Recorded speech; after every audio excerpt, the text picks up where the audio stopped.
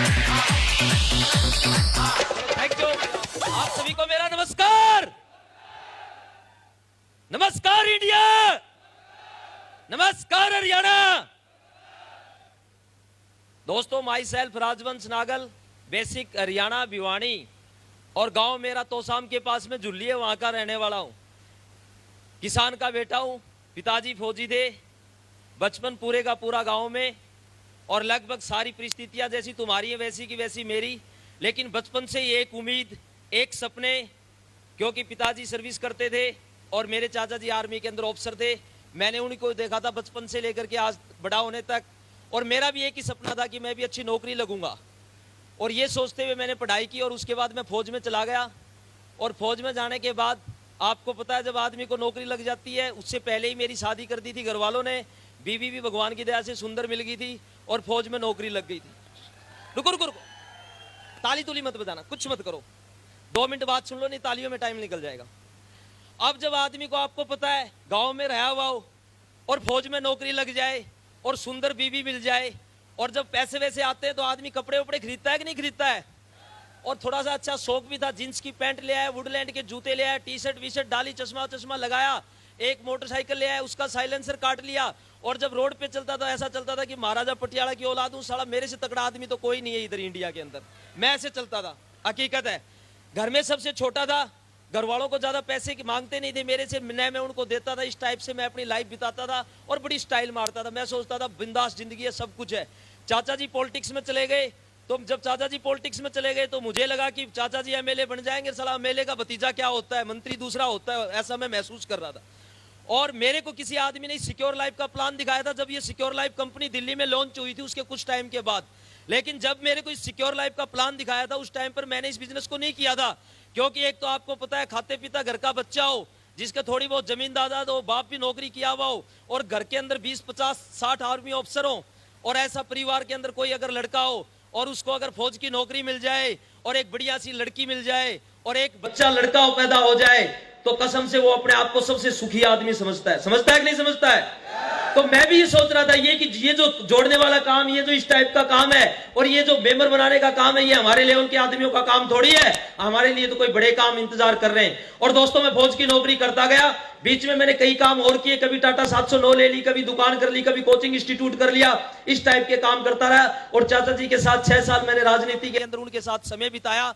लेकिन मैंने जब मुझे 40 गांव के अंदर मुझे इंचार्ज बना दिया, और मैं घर घर जब गांव के अंदर गया और मैंने अपनी लाइफ को नजदीक से देखा, तब मुझे पता लगा कि इस नौकरी से कुछ होना जाना नहीं है। अगर जिंदगी में बड़ा आदमी बनना है और अपने दम के ऊपर अगर कुछ करना है, तो नौकरी से कुछ नहीं होता। मिस्टर राजवंश नागल, तुझे कोई ऐसा काम करना पड़ेगा जिससे तेरी जिंदगी बदल जाएगी। और जब आदमी कुछ सोचने लग जाता है ना, तो भगवान उसको वो रास्ता जरूर दिखाता है। यस या नो? मैं कुछ सोच रहा था कि क्या करूं क्या करूं क्या करूं, और उसी दौरान मुझे एक अनजान व्यक्ति ने, मैंने मोटरसाइकिल पे लिफ्ट मांगी और उस आदमी ने मुझे लिफ्ट दी, और उस आदमी ने मुझे एक ऐसी लिफ्ट दे दी जिसके बारे में मैं आपको क्या बताने जा रहा हूं, कि उस आदमी ने मुझे अचानक लिफ्ट दी। और मैंने इस सिक्योर लाइफ का प्लान, एक अनजान शहर जोधपुर के अंदर इस सिक्योर लाइफ का प्लान देखा, और देखने के बाद हर एक आदमी 2-4 जो क्वेश्चन करता है, मैंने वो बात पूछी। मैंने उस आदमी से एक ही बात पूछी कि भाई सच बता दे, ये कंपनियों के बारे में सुना तो बहुत है, लेकिन एक चीज बता दे, कंपनियों में पैसे देते हैं कि नहीं देते हैं, पैसे मिलते हैं कि नहीं मिलते हैं। उस आदमी ने एक बात बताई, हाँ पैसे मिलते हैं। मैं बोला आपके पास आए या नहीं आए, कैसे विश्वास करूं? उसने अपना चेक दिखाया। मैं बोला चेक तो आजकल कंप्यूटर पे कोई भी फोटोकॉपी कर सकता है, सब डुप्लीकेट बनता है, ये बताओ बैंक में गए या नहीं गए। उस आदमी से मैंने उसकी बैंक की पासबुक ली, और जब मैंने चेक को और बैंक की पासबुक को दोनों को मिलाया, तो मेरे को एक बात समझ में आ गई थी कि हाँ, ये जो कंपनियों वाले कहते हैं कि भैया चेक आते हैं, वास्तविकता है कि वो चेक के जो पैसे वो बैंक में जाते हैं। और दोस्तों, मैं जिंदगी में पैसा कमाना चाहता था, क्योंकि मेरी 15 साल फौज की नौकरी हो गई थी, और मेरी शादी को उस टाइम के ऊपर 18 साल हो गए थे। और 18 साल में न तो बीवी के लिए कुछ कर पाया था, न माँ बाप के लिए कुछ कर पाया था, न अपने लिए कुछ कर पाया था। नॉर्मल जिंदगी जी रहा था, एक मोबाइल ले लिया था, चलो कपड़े पहन लिए, मोटरसाइकिल ले लिया, इससे लेकिन जिंदगी खास नहीं बन सकती। मैं आप सारे भाई बहनों से पूछना चाहता हूं, कितने लोग आप जैसे ऐसे जो अपने दम पे अपना घर बनाना चाहते हैं? हाथ उठाओ भाई। अच्छा, कितने लोग ऐसे हैं जो अपने दम पे, बाप वाली के दम की बात नहीं करूंगा, क्योंकि बाप के पास तो सभी के पास जमीन है, किसी का बाप कुछ कर रहा होगा, किसी का भाई कुछ कर रहा होगा। अपने दम की बात कर रहा हूं, सिर्फ और सिर्फ अपने दम की। कितने लोग ऐसे जो अपने दम पे अपनी जमीन खरीद करके उसके ऊपर अपना घर बनाना चाहते हैं, हाथ उठाओ। अपने पैसों से अपनी गाड़ी खरीदना चाहते हैं, हाथ उठाओ। अपने पैसों से अपनी बीवी के लिए गहने बनवा सकते हैं, हाथ उठाओ। अपने पैसे से अपने बच्चे की एजुकेशन करवाना चाहते हैं, हाथ उठाओ। और अपने दम पे अपना बैंक बैलेंस बढ़ाना चाहते हैं, हाथ उठाओ। दोस्तों, यही चाहत मेरे अंदर थी। घर के अंदर गाड़ी, सफारी, सब कुछ, सारी चीजें थी, लेकिन एक जुनून था कि अपने दम पे क्या करना है। और दोस्तों, सिक्योर लाइफ का प्लान देखा और इस सिक्योर लाइफ के प्लान में काम करना शुरू किया। विरोध सबका होता है। घर वालों ने मना कर दिया, 3 साल तक घर आने का कोई नामो निशान नहीं, सबने मना कर दिया। और सारी चीजों को झेलते हुए, फौज की नौकरी करते हुए, और दोस्तों इस बिजनेस की पावर, 18 साल फौज की नौकरी करने के बाद मैंने जो इस बिजनेस की पावर देखी है, मुझे आज 5.25 साल हो गए इस बिजनेस को करते हुए। 18 साल फौज की नौकरी एक तरफ और सिक्योर लाइफ का 5 साल का, 5.25 साल का कैरियर एक तरफ। अगर कोई आदमी तोलना चाहेगा, मैंने राजनीति की है, राजनीति में बड़े बड़े लीडरों के साथ रहा हूं, लोगों के घर घर जाकर के देखा हूं। मैंने एक चीज देखी है, और दोस्तों वास्तविक अगर पर्सनालिटी डेवलपमेंट होती है, आदमी का अगर व्यक्तित्व विकास होता है। आपने यहां करके देखा, एक मुकेश प्रजापति 1.5 किलो का आदमी, 1.5 फीट का आदमी, और इतनी बड़ी बड़ी बातें बोल करके जा रहा है। इसका मतलब पर्सनालिटी का डेवलपमेंट होता है। यस या नो?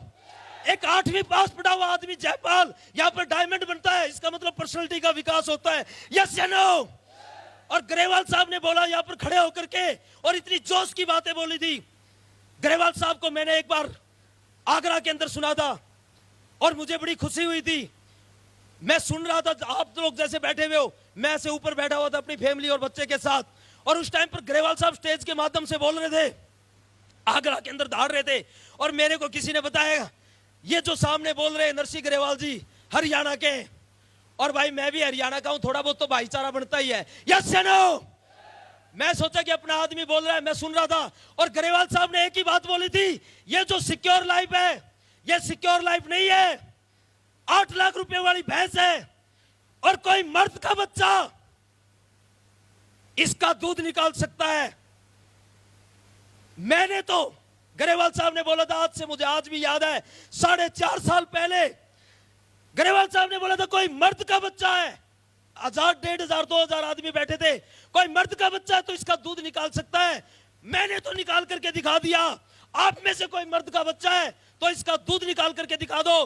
दोस्तों, 4.5 साल पहले मैं एक ऐसे कोने पे बैठा था और मैं चेयर पे खड़ा होकर के मुट्ठी बांध के बोला था, सर मैं निकाल करके दिखाऊंगा। और सर आज 4.5 साल हो गए इस बात को, और आज हम इसको साबित करने चाह रहे हैं कि हम मर्द के बच्चे हरियाणा के जाट है। एक भैंस नहीं, हजारों भैंसों का दूध निकाल सकते हैं, कोई माई चला नहीं रोक सकता।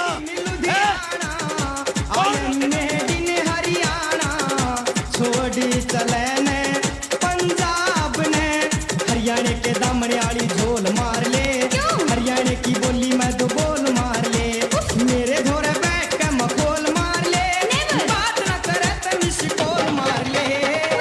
हे रे made in Ludhiana, I am made in Haryana. बैठो मत रे, ये बैठने का सीजन नहीं है। युद्ध में सैनिक कभी बैठता नहीं है। यस या नो?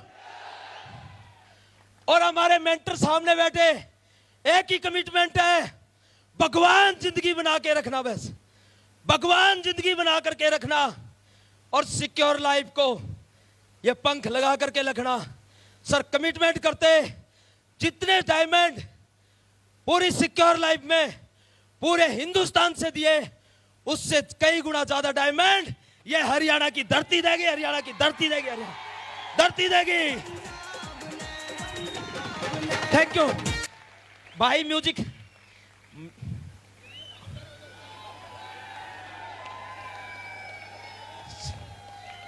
अरे हमारे तो खून में इतनी गर्मी है, म्यूजिक की जरूरत ही नहीं है, वैसे ही सब कुछ खिंचा पड़ा है। काहे को फड़फड़ा रहा बाबा है?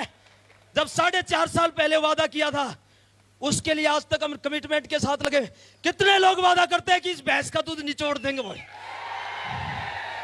मुट्ठी बांध के।